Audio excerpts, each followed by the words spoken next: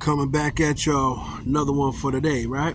And know what you can afford as far as vehicles is concerned. Don't get caught up with these entertainers and these rappers when they buying these Benzes and Audis and all these other stuff. You know, you may be able to afford a note in the insurance, but if you can't afford to maintain it as far as taking it to the dealer and you got to look for a rinky-dink or cheap mechanic, you have to come to the realization you can't afford it. And you want to get something that's going to last. I could get a Beamer, I could get a Benz and everything like that. I could do that. I could get me a Maserati. Can't afford it though. Why? Because I can't afford to maintain it.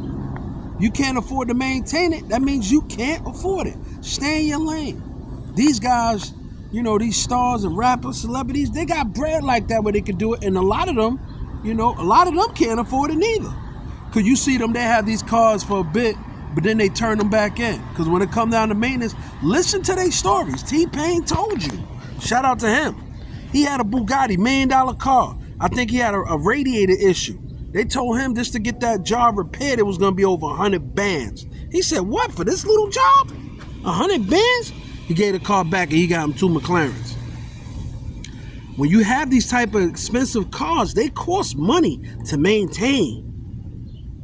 So don't get caught up. Like, you want to get a Beamer? I love Beamers. I could get a Beamer too. Beamers are very expensive to maintain. Some Beamers you can't take to a regular mechanic. You only can take it to a Beamer dealer that deals with Beamers. If you can't afford to maintain a car, stay in your lane. I'm going to tell you the most reliable vehicles that you can get. Only thing you got to do is maintain it. And it's not that expensive. Number 1, a Honda. Number 2 is a Toyota. The most reliable vehicles that you can get. Only thing you got to do with the Hondas and Toyotas, change the oil and do your tune-ups. Obviously, eventually you got to change your brakes and stuff like that. These vehicles, you could put over 200 to 300,000 miles on them. They will last you forever. These other cars, these foreign cars that a lot of people get, they don't last that long.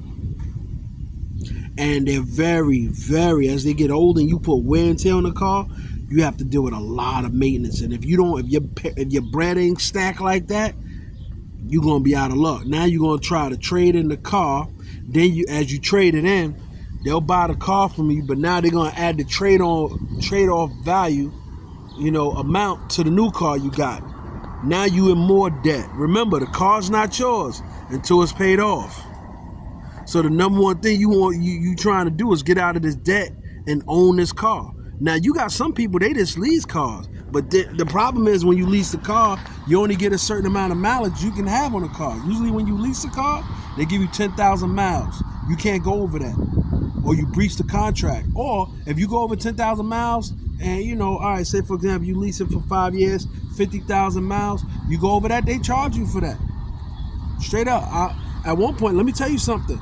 My Honda was leased, because I was like, I didn't know they wasn't going to make coupes no more. So I was like, all right, I'll have it for a while. I'll write it off on the business and everything like that. And then I said, you know what? They ain't making coupes no more. I want to buy it. I was over, as far as the mileage is concerned, I was only supposed to put, lease the car for like three years, right? I was supposed to have 30,000 miles. Don't you know I had over 60, 70,000 miles? And they wanted to charge me $100, $50 to $100 each additional mile. Bro, shout out to Fort Capital.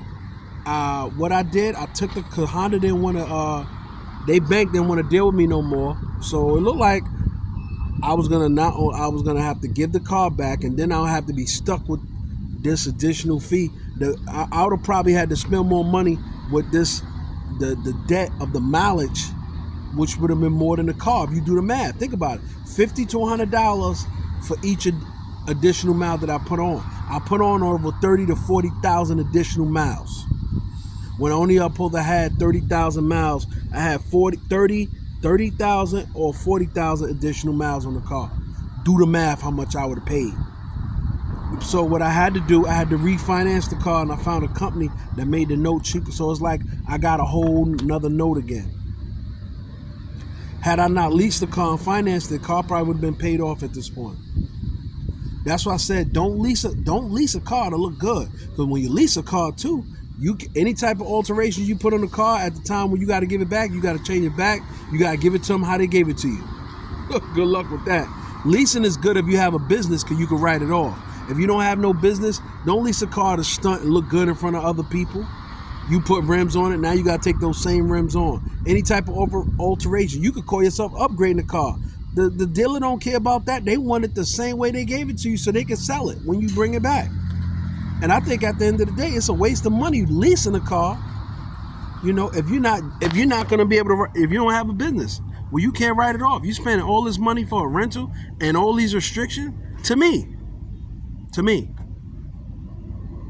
you know, unless you're leasing it with the option to buy, you know, read your paperwork, read your contracts in that aspect. So I just wanted to share that quickly with y'all, is that don't get caught up with all these other celebrities and rappers when they buy these foreigns. Cause I see a lot of people got Beamers. I've seen people with Maseratis, you know, some people got Mercedes, I never seen really a lot of people in the hood or even certain suburbs with Aston Martin. These cars are expensive. You know, I remember one time Rick Ross was like, yo, brother, you a B, where's your Honda Accord? He actually did. A Honda Accord is one of the most reliable and most least expensive vehicles you can buy. And they're dope. You know what I'm saying? That's why I put in one of my videos, I said, man, I got the best Honda Accord probably in the country. I got a 2017 Honda Accord, matte black. Every time people see me in that car, they compliment the car. Yo, it's dope, it's dope. They think my car's a wrap. Nah, it ain't no wrap. It's an actual paint job. 4 to 5 bands to get that car painted like that. But even with that, you know, all you guys, you want to get wraps and stuff like that on your cars. If you're going to do that, make sure you have a garage to put it in, especially if you live in New York. The elements will tear it alone. Then you got jealous and envious people. When you have a nice car and you go to Walmart and all these places to shop, I would encourage you, park your car where other people wouldn't park their car, far to the back if you want to keep your car maintained. Therefore, you don't have to worry about you park your car close where it's convenient for you, somebody opening up and now you got scratches and all this other stuff on the doors. That's my advice to you. Get what you can afford. There's nothing wrong with getting a Honda Accord. There's nothing wrong with getting them Toyota Camrys. They're tough. Most of these Uber drivers, you see that's what you see them pushing. You know, if you can't afford it, don't try to people please and be, you know, do something you can't. You spending all your money now to pay a damn car. I did that before.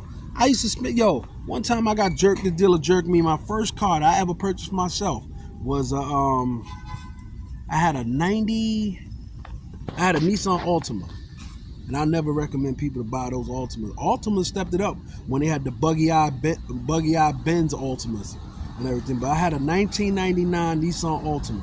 I think I bought it in 2000 I bought that car.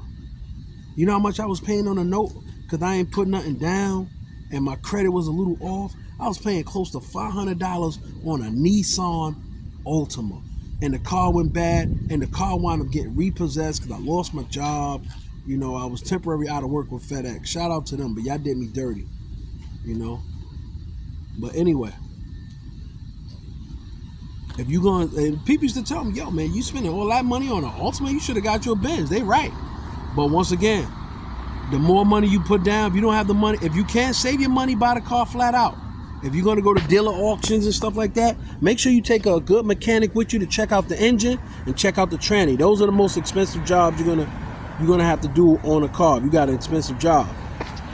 And also, lastly, be very, very, very careful with the extended warranty you get. And most of them are about a hustle. I used to be with Ox Car Care, hustle. I done spent over $3,000 to $5,000 for the 3 years I've been with them. And then when I had an issue, they gave me a runaround. They don't even want to pay me the money they supposed to pay me a part of the benefits. They haven't reimbursed me still on my oil change. $70. And I already gave them $3,000 to $4,000. Every month they would charge me $135. Right? No complaints. Cause you you get extended warranty because engine and tranny work, very expensive.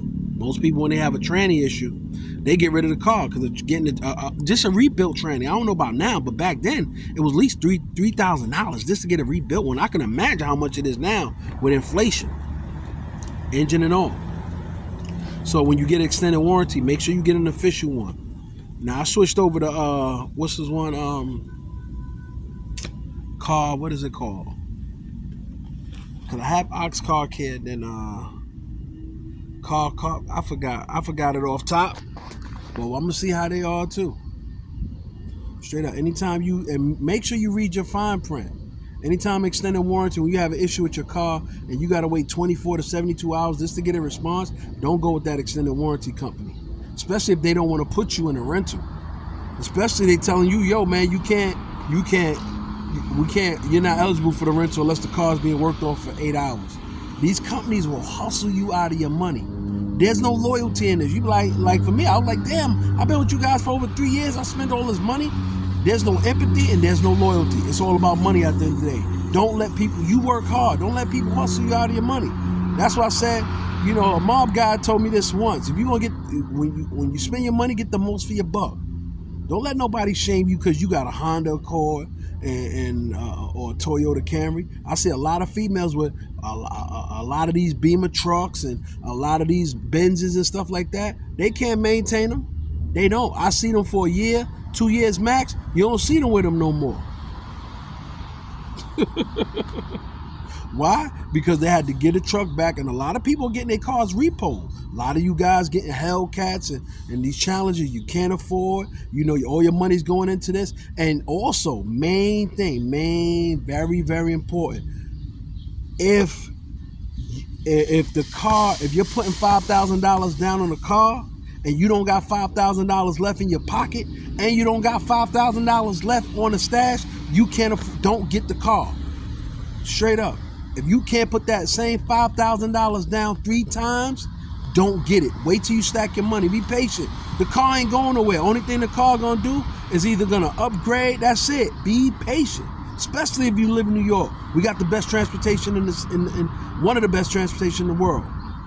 Straight up. Never put yourself in a hole. I did that before. And if all your money is going into financing a car, let me not say you're hustling backwards. You're spending your money backwards.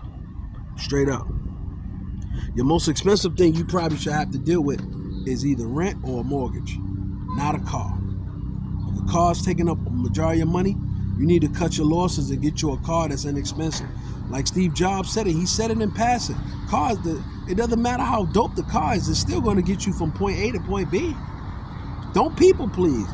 If that's what you want, I'm not discouraging anybody not to get a Beamer, Maserati, Mercedes. Don't get it, but be wise with it. Don't do it to look good in front of people. Do it because you want it, and do it because you can afford it. If you can't afford it, it's okay.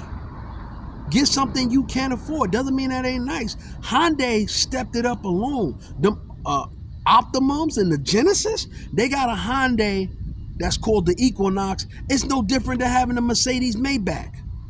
No different. You know what I'm saying? Except it's this cheaper.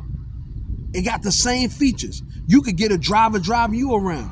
A person told me, man, if you're going to be hood rich. Straight up.